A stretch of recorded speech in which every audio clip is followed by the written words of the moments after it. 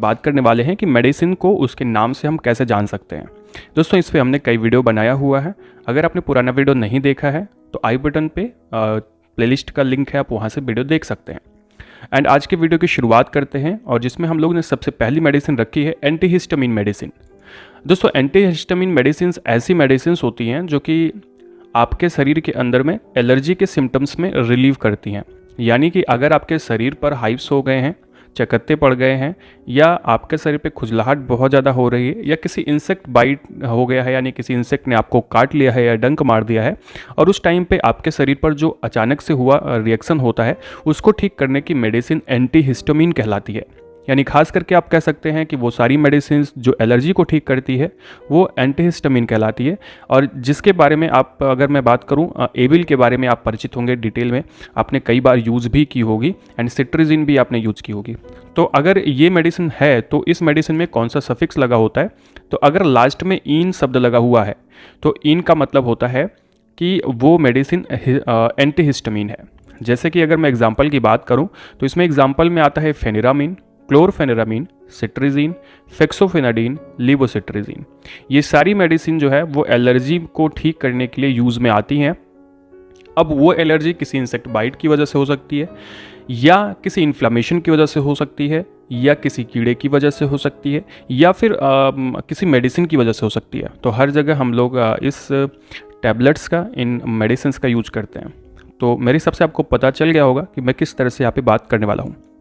Next अगर मैं category की बात करूं तो नेक्स्ट कैटेगरी की मेडिसिन आती है ब्रोंको डायलेटर मेडिसिन। देखो ब्रोंको डायलेटर का क्या मतलब होता है, तो ब्रोंको मतलब ब्रोंकाई, यानी कि आपकी श्वसनिकाएं जहां से आपके फेफड़े में हवा जाती है, एंड डायलेटर का मतलब होता है उसके व्यास को बढ़ाने वाला। तो ऐसी मेडिसिन जो आपकी श्वास नली के व्यास को बढ़ा देती है, यानी उसको फैला देती है, उसको हम लोग ये मेडिसिन कहते हैं। अब ये मेडिसिन ज़्यादातर श्वास संबंधित बीमारियों में यूज की जाती हैं, एंड इनका यूज़ होता है हमारे श्वास नली यानी कि हमारे ब्रोंकाई को फैलाने में, उसके व्यास को बढ़ाने में, ताकि जो हवा है वो आसानी से आपके फेफड़े में जा सके और आपको सांस संबंधित जो प्रॉब्लम है वो दूर की जा सके आपकी।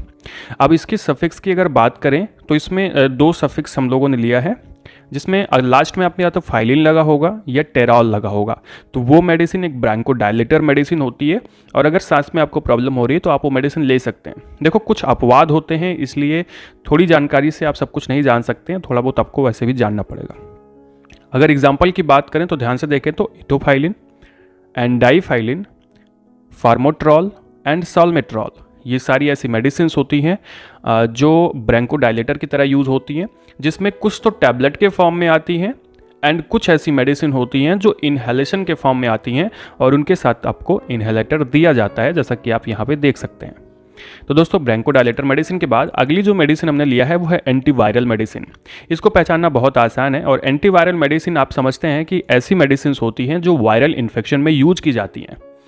और ये काम कैसे करती है, तो वायरस के अंदर में जो उनका न्यूक्लिक एसिड होता है उसको ग्रो करने को रोक देती हैं। यानी कि वो एक्चुअली जो वायरस का रेप्लिकेशन होता है, जिसमें डीएनए से डीएनए बनता है, उसको रोकने का काम करती है, जिससे वायरस जो है वो ग्रो नहीं कर पाता है। अब इसमें सफिक्स की बात करें तो अगर लास्ट में विर या फिर वुडीन लगा हुआ है तो ऐसी मेडिसिन एंटीवायरल मेडिसिन होती हैं। एग्जाम्पल के तौर पर अगर देखें तो एबाकाविर, रिटोनाविर, जाइडोडिन एंड लेमियोडिन, ये सारी मेडिसिन एक एंटीवायरल मेडिसिन होती हैं, और कई बार इसको वायरस के इन्फेक्शन में यूज़ भी किया जाता है। नेक्स्ट आती है एंजियोलाइटिक मेडिसिन।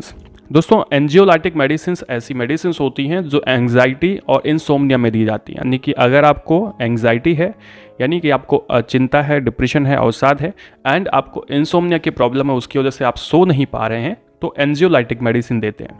क्योंकि ये मेडिसिन जो होती हैं वो सेडेटिव होती हैं, तो ये आपको सुलाने का भी काम करती हैं। एंड अगर इसके सफिक्स की हम बात करें तो इसमें लास्ट में जीपाम लगा होता है, और ये बेंजोडाइजेपिन कैटेगरी की मेडिसिन होती हैं।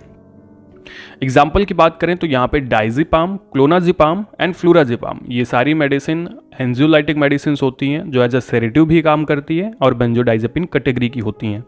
तो अगर आपको ये मेडिसिन दिखती हैं तो ध्यान रखें कि इसको लेने के बाद आपको नींद आने वाली है। नेक्स्ट मेडिसिन है फास्फोडाइस्टेरेज 5 इनहिबिटर्स, इसे पीडी इनहिबिटर भी कहते हैं। दोस्तों ये ऐसी मेडिसिन होती हैं जो कि एक तरह से मसल्स रिलैक्सेंट का काम करती हैं, यानी कि ये मसल्स को रिलैक्स करती हैं।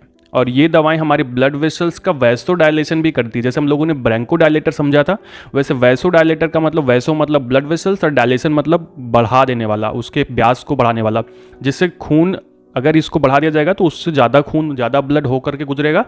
तो ये दवाएं ब्लड वेसल्स का वैसो डायलेशन करती हैं, साथ में ये स्मूथ मसल्स रिलैक्सेंट की तरह भी काम करती हैं, और जो कि मेनली हार्ट के लिए, लंग्स के लिए और जेनेटल मसल्स को रिलैक्स करने के लिए दी जाती हैं। साथ में ये ब्लड वेसल्स को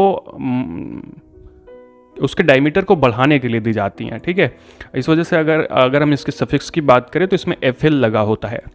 अब जैसे एग्जांपल के तौर पे देखें तो एबानाफिल, सिल्डेनाफिल एंड टेडालाफिल। ठीक है, एक्चुअली तो यहाँ पे देखें तो सिल्डेनाफिल जो है वो एक्चुअली इरेक्टाइल डिसफंक्शन में दी जाती है, जो जेनेटल मसल्स के लिए यूज़ में आती हैं। एंड इसके अलावा बाकी की सारी मेडिसिन भी इसी तरह से यूज़ की जाती हैं।